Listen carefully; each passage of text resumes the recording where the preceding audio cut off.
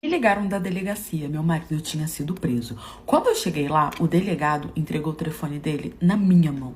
E o que eu vi me deixou apavorada e eu comecei a me perguntar com quem eu tinha me casado. Tudo isso aconteceu num dia normal, sabe? Era uma terça-feira. Eu acordei para trabalhar, acordei meu marido, ele também tomou o café dele e foi trabalhar. Nós estávamos casados há 12 anos, era uma pessoa que eu conhecia, era uma pessoa que fazia parte da minha vida, era uma pessoa que antes de eu me relacionar com ele eu já conhecia. Então, assim, ele não era uma pessoa desconhecida, mas a verdade é que você nunca conhece o caráter real de uma pessoa. Infelizmente, a gente nunca vai saber o que uma pessoa é capaz de fazer, né? Você pode falar, fulano de tal eu conheço, jamais faria isso. E aí fulano de tal vai lá e faz pior do que você achou que um dia ele poderia fazer. E essa foi a situação que aconteceu comigo em relação ao meu marido. Era mais ou menos umas 3 horas da tarde, quando me ligaram da delegacia. A gente morava numa cidade pequena, então todo mundo conhecia todo mundo, sabe? E aí era o delegado quem eu conhecia e pediu, tanto que ele tinha meu número, e pediu para poder falar comigo. Ele começou a conversar, perguntou onde eu estava, eu falei que estava no trabalho, ele perguntou se eu poderia ir até a delegacia, que o meu marido havia sido preso. Eu comecei a conversar, como assim? O que tá acontecendo? Ele falou, olha, acho melhor você vir pra cá. Por que o delegado tinha o meu número? Porque alguns meses atrás eu tinha tido uns problemas com uma vizinha que ficou batendo na porta da minha casa, perturbando, então eu tive que chamar ali a polícia pra ela. Então a gente tinha assim uma intimidade de conhecê-lo, né? Ele deixou o número dele pra caso eu precisasse. Eu saí do meu trabalho bem assustada, bem nervosa e fui em direção à delegacia pra saber por que meu marido tava no Chile. Quando eu cheguei lá, ele começou a me pedir calma. Eu não vi o meu marido, eles já tinham levado ele, não deixaram eu ver ele. Ele me colocou sentadinha na mesa dele e ali ele pegou o telefone do meu marido, o qual já estava desbloqueado sem a senha, e entregou na minha mão. Eu fiquei sem entender, falei, isso aqui é o celular do meu marido, o que tá acontecendo? Ele, sim, o celular do seu marido, ele foi apreendido, né, ele vai ficar aqui com a gente.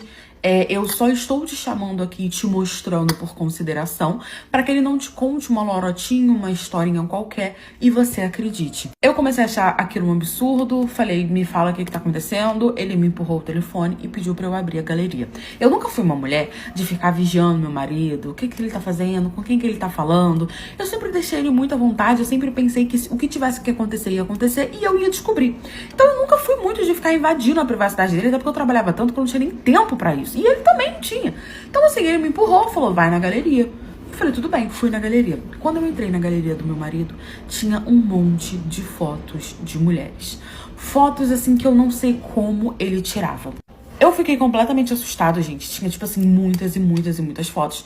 E eu não tava sabendo entender o ângulo, porque tinha umas que parecia que tava sendo tirada de baixo pra cima, parecendo a Cirolex. Tinha uma que a mulher tava, sei lá, sentada na praça com as pernas cruzadas, dava zoom ali nas pernas dela cruzadas, sabe? Coisas assim do tipo. E eu perguntei, o que significa isso? O que é isso? O que tá acontecendo? Ele falou, olha, o seu marido, ele foi preso na praça, porque ele simplesmente estava com um pau de selfie debaixo da saia da menina. O meu marido simplesmente botou o telefone pra gravar e colocou, a menina tava em pé, ele colocou mais embaixo assim da saia dela. A menina viu, obviamente, eu não sei se ele tentou fazer isso de uma forma diferente da que ele fazia, porque tinha várias nesse sentido. E aí a menina viu e começou a fazer um escândalo, cercaram ele lá, chamaram a polícia e ele foi preso. A menina, obviamente, prestou queixa, abriu o processo. O delegado falou que o que eu quisesse fazer sobre isso era para eu poder fazer, ajudar, chamar um advogado, o que eu quisesse, ele tinha direito a uma ligação. E eu falei para ele que era para ele não ligar para mim, que era para ele ligar para alguém da família dele, porque eu mesmo estava saindo de casa e não queria saber dele e que eu iria entrar com um processo de divórcio. Ele ficou preso, ligou para a família dele, a família contratou advogado, ele foi solto. Quando ele chegou em casa já não estava mais lá.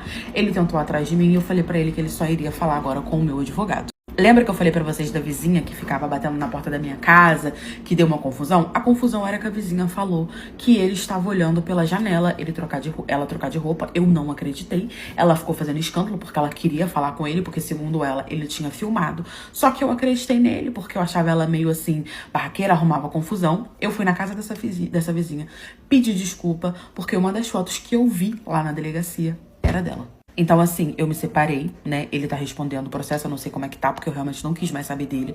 Mas a gente nunca vai saber com quem a gente realmente tá casado.